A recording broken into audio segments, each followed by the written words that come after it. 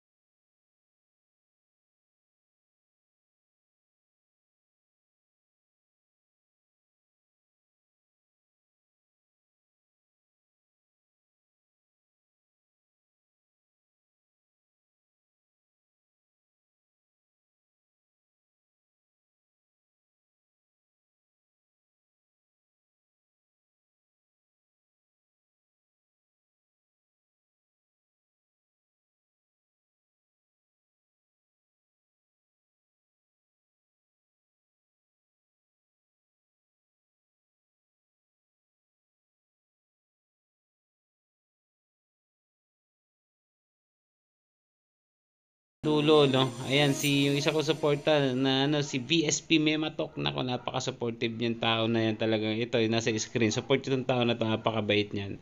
Si VSP Mematok. Shoutout sa'yo. Ayan, tapos sino pa ba? Yung mga isa-isa natin, no? Habang papunta tayo sa Gab Bikes. Ayan, maganda. Alas 4, walang traffic. Okay. Mhm. Ayan, shoutout din sa'yo. Ano pala, Max, thank you sa pagpayag nyo ng boss nyo sa aking pagpunta dyan para maiano yung ano yung shop nyo, ano, may vlog. Okay. Tapos, sino pa ba? Ayan, may mga nakalimutan pa ba tayo? Ayan, okay. Parang wala na rin naman ako maalala, no? Ayan, mga idol, mga motorbike, ayun, sana support nyo rin po aking video sa aking mga travel. Hindi, anong tawag ba doon? Travel ba o challenge? Yung mga pag-akit sa ano, yung mga pag-akit sa bundok, ganyan, yung nagpapakahirap ako. Hindi, bali, exercise ko rin naman po kasi yun eh. Ayan, nandito na po pala tayo sa ano, no? Dito sa Aguinaldo Highway. Ito, along pati. Pupunta na itong Tagaytay. Ayan, madadaanan na natin yung kanilang shop dito. Paglagpas mo nung, ano yan, dito na malapit na. Para tandaan dito yung San Pedro, ano eh. Uy, inano ko pa sila ha. Yung San Pedro, ayan, yung San Pedro. San Pedro, buset. Senyor Pedro. Ito, dito na tayo ngayon. Ayan. Okay, dito na tayo sa Gab Bikes, mga idol. Ayan, dito, mabubungaran pa natin, no? Ang laki ng gulong, mukhang 29er to sa unahan ko na to, ah. Ayan, okay. Teka, magano muna tayo. Set up muna tayo ng ating camera. Okay, balikan ko kayo mamaya. Okay, bye-bye.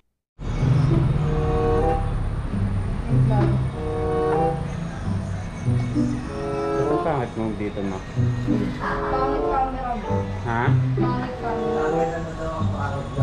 Oh? Low end yan. Bihira naman tayo. Ano camera yan, kuya? Hero 8 lang. Tapon ko to. Ha? Tapo mo. Akin na lang. Ayan, okay. Dito tayo ngayon sa Gab Bikes, no? Update lang tayo sa kanilang mga bago stock rito na mga bike. Tapos meron pa sila rito natira na frame ng Mountain Peak. Ayan. Check na natin kasi may mabilisang update lang to, no?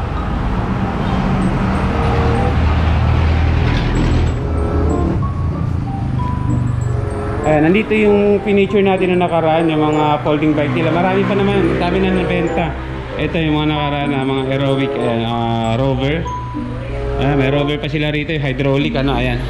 Tapos, ito, meron sila rito road bike, mga budget bike na road bike na Trings. Yung mga size 50, Tempo 1.1. Ayan. Ayan, mga, mamaya tingnan natin yung mga ano niyan. Tapos, ito rin yung kanilang frame. At meron pa sila ritong ito yung Kisto Conquest. Ayan, check natin mamaya. Meron pa rin dito sa loob na mga stock niyan. Ayan, silipin natin dito sa loob, mga idol, ano. May bubuuhin pa. Ayan. Kisto Extreme 29er. Ayan, mga naka-hydraulic. Okay, dito na natin pala muna umpisahan sa loob, ano. Ayan. Ito, ang kanilang Kisto, ano ba to? Extreme na 29er. Ayan, naka-expert na yung kanila hydraulic, tapos L2. Tama, L2 A3. Ayan. Ang price nito is ano, 12,500. Ayan. Tapos ito ang Kisto Elite. Meron din dito. Ayan, naka-hydraulic din. Lahat Kisto, pati upuan, saddle, quick release na rin, may lockout ang kanyang tinidor. Ayan, 29er. Sa mga naghahanap ng Elite saka Extreme, ayan, ito, Elite, Extreme, Conquest. Ayan, meron sila rito 27 na Kisto. Ito, maliit ang gulong, napansin ko kagad eh. Pero maliban dito sa iba, ang mga 29er yan. Ayan, ang mga price niya. At para mas mahal yung isa, ano ba pagkakaiba? Kenda tire din naman, pares din naman. 16K. Ayan. Okay.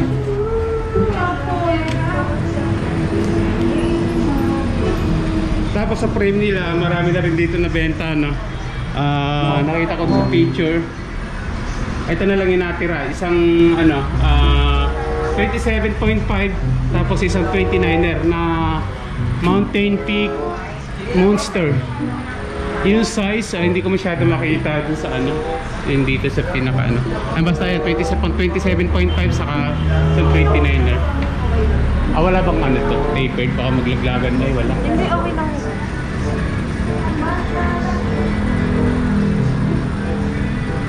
Ayan, size ano pala tayo ito? 27.5 size large. Ayan, Mountain Peak. Ayan, kitang-kita no? Walang daya. Ayan. Okay, yung isa check din natin kung anong ano nun. Yeah. Tapos ito naman.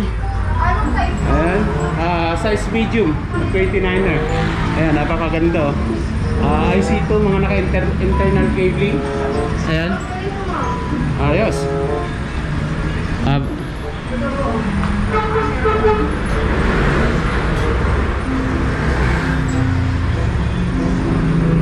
Okay.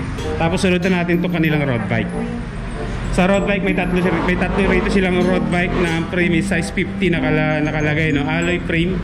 Ayan, tempo 1.0 yung isa. Ito. Tapos itong isa 1.1. Ayun, alin ba latest? Siguro yung 1.1 siguro. Okay lang, sige, check na rin natin yung kanilang ano no. Okay. Yung pagkakaiba pala ng 1.1, hindi siya dual brake. Wala siyang brake dito compare dito sa isa no. Ayun pala pagkakaiba, napansin ko. Okay. Ang brake lang nitong isa, nito 1.1 is dito lang sa ano. Ayan, ito lang. Ayan. Ito si Tempo 1.1. Tapos naka 3 by ano siya, 3x7. Ayan, tatlo. Tapos bottom bracket na rin. Ayan. At this ano naman, at this brake. Ayan. Naka disc brake siya. Mechanical disc brake. Ayan. Tapos quick release na rin, ang lock ng gulong. At sa RD, Torney. Ayan. Sa FT ganun din. Ayan. Tapos sa saddle niya, sa saddle is strings. Ayan. Seat post strings. Quick release na rin ang lock. Ayan. Okay. Tapos dito sa kanilang ano, itong 1.0, ito yung dual ano. Ito yung dual dito. Dual brake, may brake dito, may brake pa dito. Ayan. Tapos caliper ginamit no. Ang lock ng gulong is ano na, quick release na rin. Harap likod. Naka 3x7 speed. Ayan. Tourney na rin yung ginamit sa FDRD. Okay. Tapos sa size ng gulong is 2700 by 28. Medyo mataba siya. Ayan, 700 by 28. Ayan. At hindi natin alam, parang wala siyang brand. No. Ayan, medyo malapad ng konti talaga. Ay dito sa isa pala, ang size ng gulong nito ay 700 by 28 din. Ito 700 by 28. Ayan, double wall. Ayan, medyo malapad talaga yung rim nya. Alloy na rin to. Ayan, parehas na rin sila. Ayan. Ito magkaparehas lang to. May pagpipilian kayo na ano. Ang price ito is 11,900. Ayan. Tapos dito sa isa pala, hindi kalimutan ko yung price nito eh no. 12,300. Ayan nakalagay. Ano to? Ulitin ko lang, naka-disc brake to. Ito isa, to 1.1 nila. Ayan.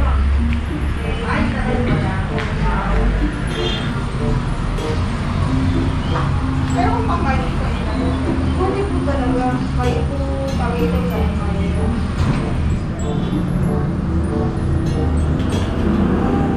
Tapos ito yung bagong ano pala nila rito, no, mga idol. Ito yung bagong dating nila rito na Kisto Conquest. Ayan. Ang size ng frame is 16. Alloy frame 27.5. Yung kanina sa loob, may nakita ko rin na 29. Sa speed naman nito, sa speed nito is 3x10 speed. Tapos sa kanyang crank, pro wheel, NPE pro wheel yung ginamit na. Naka-bottom bracket na rin siya.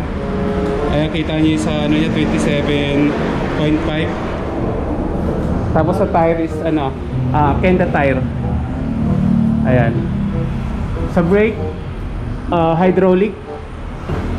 Yung brand na ginamit is ano, X-Spark. Ayan.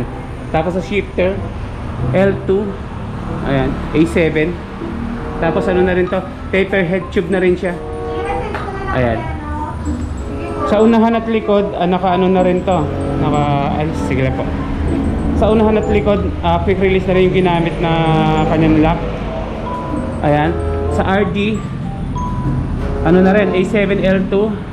At sa gano'n na rin sa kanyang FD. Ayan. Okay.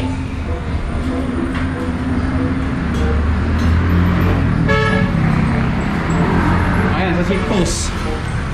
Alloy na rin to. Sa seat post, alloy, keys to. And then quick release na rin yung kanyang ano, lock. Tapos sa kanyang may nakapasok na rin sa kanyang ano, sa kanyang down tube na cable. Ayan. Ito yung normal na setup. Pag minsan may nakalabas na isa. Ito. Ayun. Ayun pala sa price kanina nung ano, no. Ito sa 20 ito yung presyo ng 29er nila is 8,500 sa 29. Tapos dito sa isa sa 27 is 8K. Ayan. Okay. Tapos sa ibang mga ano, katulad ng mga pork or mga ano, andun naman sa ibang video ko to. Meron na rin ako mga video niya, pati helmet. Ayan. Ito talaga yung sa mabilisang ano lang to. Update sa kanilang mga bagong stock na bike at doon sa kanilang frame. Ayan mga idol, no? Ayan pala mga idol, no? Okay. Tapos na yung ano natin, tapos na yung video natin, update sa kanila mga stock dito sa Gab Bike, no? Mula dito sa Anabo, papaalam na tayo mga tabay, no? Thank you sa suporta at naka 1,000 subscriber na tayo, no? Ayun, kita-kita na ulit tayo sa mga susunod na video at sa mga susunod na mga ride natin, sa mga ahon na malupit, sa mga long ride na malupit. Ayan, kita-kita na lang ulit tayo. Ayan, kung paano kayo, kung may mga katanungan kayo, ilalagay ko sa description itong video pala na to, yung kanilang Facebook page para makakontak kayo, makapag-inquire kayo sa mga nakita nyong bagong stock nila rito sa kanilang shop, ano. Ayan, wala rito sa Anabo, magpapaalam, Eric Bauto Bike. Ayan, signing off, bye bye.